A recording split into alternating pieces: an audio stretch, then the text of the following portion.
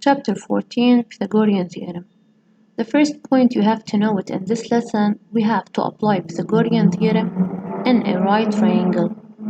So ROF is a right triangle at O. As you notice, this is the right angle and it measures 90 degrees. RF is the hypotenuse since it's the side facing the right angle. And also it's the longest side in a right triangle. So the longest side in a right triangle and it's the side that is opposite to the right angle. We call it hypotenuse. Now Pythagorean theorem. The right triangle is a triangle having a right angle, also called 90-degree angle. So we have to apply Pythagorean theorem in a right triangle. Now what is Pythagorean theorem? Why we use Pythagorean theorem? So with the Pythagorean theorem, if we know the lengths of two sides of a right triangle, we can figure out the length of the third side. So we use Pythagorean theorem to find the measure of the third side in a right triangle. Let's take this example. The first side, suppose its measure is A, second side its measure is B, and the hypotenuse, the measure of it's C.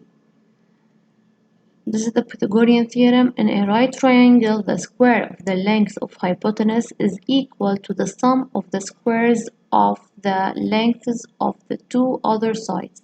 Also, we call them legs, these other two sides. Somehow this definition is somehow complicated. Let me explain it in another way. So this is the Pythagorean theorem. It means a squared plus b squared equals c squared. So the sum of the two sides squared equal to the hypotenuse squared. Okay?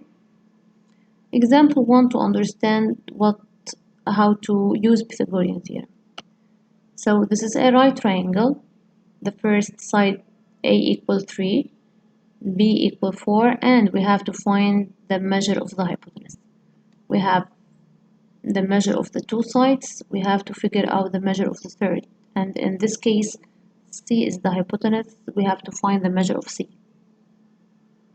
So a squared plus b squared equals c squared, 3 squared plus 4 squared equals c squared, 9 plus 16 equals c squared, 25 equals c squared. So we make radical for both sides of the equation, then we will get c equal radical 25, so c equal 5. The measure of the hypotenuse in this case it's 5. We apply Pythagorean theorem and we find the measure of the hypotenuse. Another example, a equals 6, b equal 8, we have to find the measure of the hypotenuse. Also by applying Pythagorean theorem, a squared plus b squared equals c squared, 6 squared plus 8 squared equals c squared, 36 plus 64 equals c squared, 100 equals c squared. We make radical for the both sides of the equation, then we will get c equal radical 100, so c equal 10. Third example, we have to find the length of this side. B equals 6 and the hypotenuse is C equal 8. Also we apply Pythagorean theorem. Also you have to start with this one. A squared plus b squared equals c squared. A squared plus 6 squared equals 8 squared. A squared plus 36 equals 64. A squared equals 64 minus 36. So we bring the 36 to the right side and we change its sign.